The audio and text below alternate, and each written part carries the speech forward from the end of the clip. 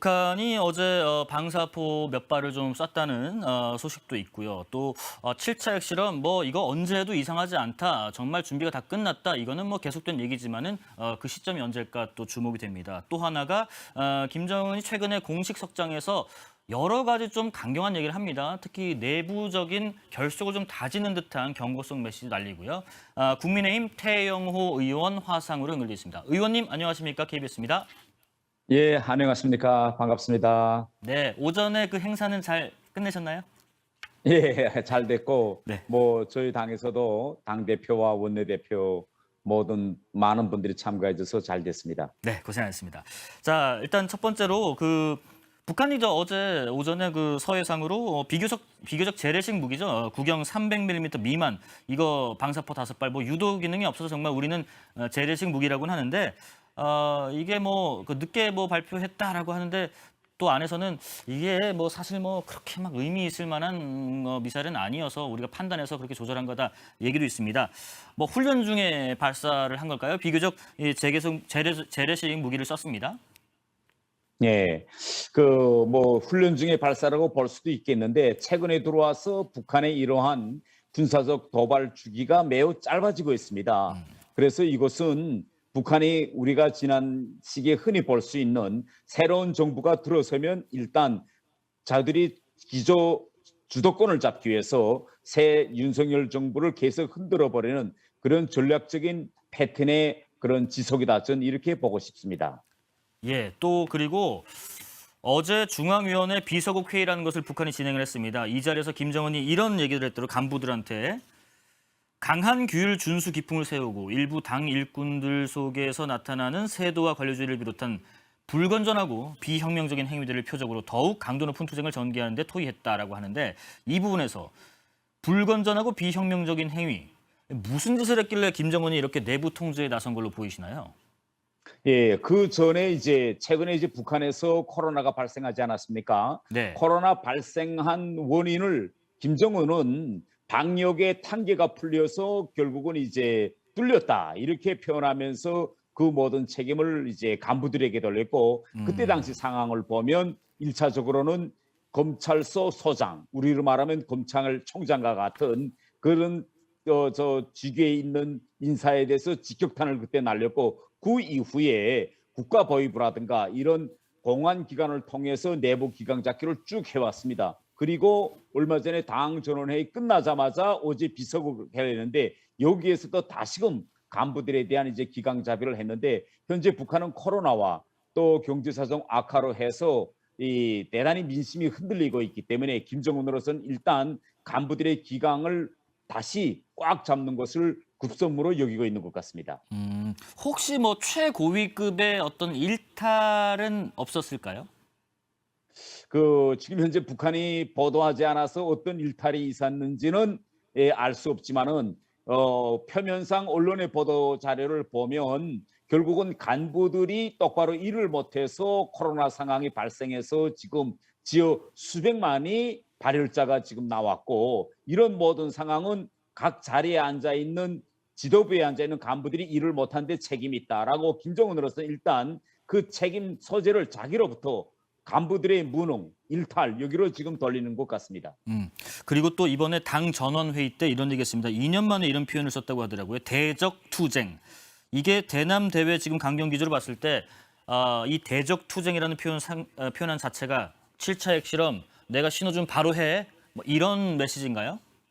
그만큼 북한의 대적 투쟁이라는 걸 쓴 그 자체는 향후 한동안 남북 관계와 미북 관계를 강대강 기조로 끌고 가겠다라는 의지가 강합니다. 사실 이 대적 투쟁이라는 표현은 북한에서 내부적으로 쓰는 표현입니다. 우리는 남북 관계 이렇게 표현하고, 북한도 대화 무드로 들어갔을 때는 남북 관계라고 표현해요. 그러나 지금처럼 이렇게 강대강 비례 대응 상태로 갈 때에는 대적 투쟁이다 이렇게 표현하고 있는데, 내부에서만 쓰던 표현을 외부로 노출시켰다. 이게 다른 점입니다.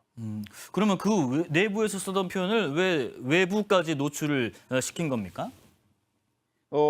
최근 김정은으로서는 윤석열 정부 들어선 이후에 빨리 앞으로 벌어질 이 남북 관계 협상이라든가 대화 이 관계에서 먼저 승기를 잡아야 될 필요성을 이제 느끼고 있습니다. 그런데 이러한 북한의 패턴은 이번에 처음 보는 패턴이 아닙니다. 지금 보고 있는 우리 북한의 모습은 심통이도 2017년 문재인 정부 임기 초기 때 우리가 바라보던 북한과 매우 빼닮았다는 것을 우리가 알 수 있습니다.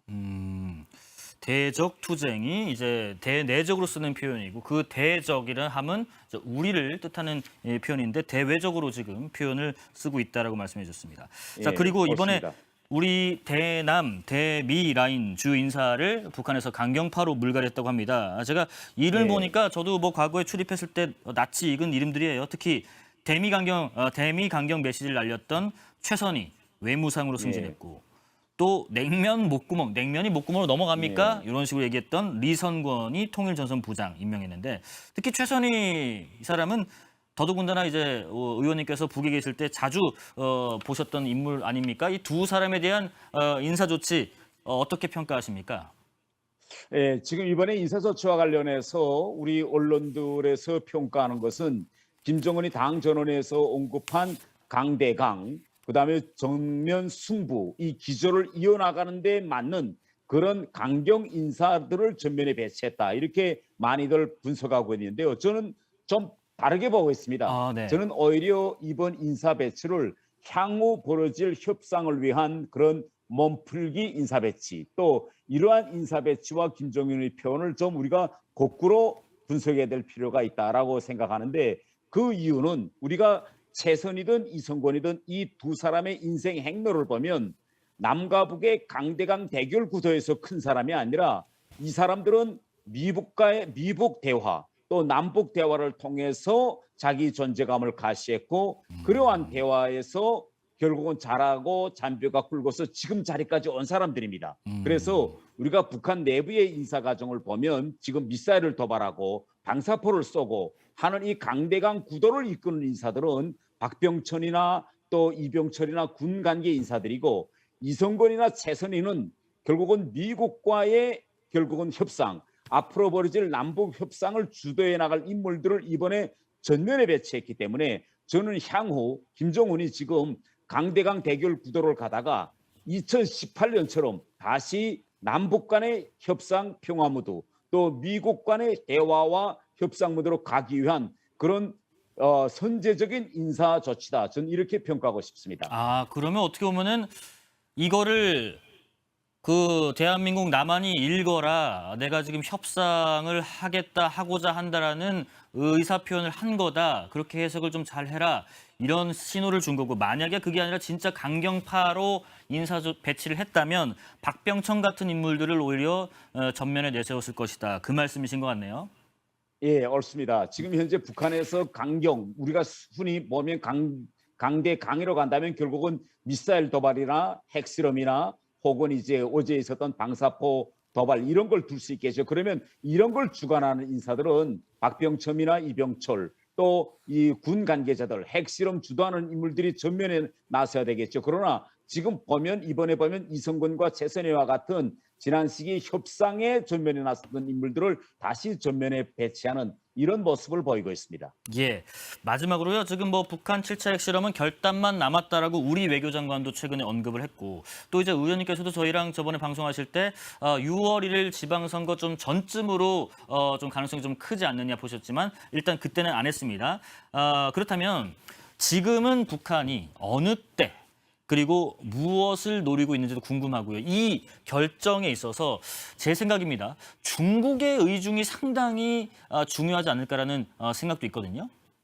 예.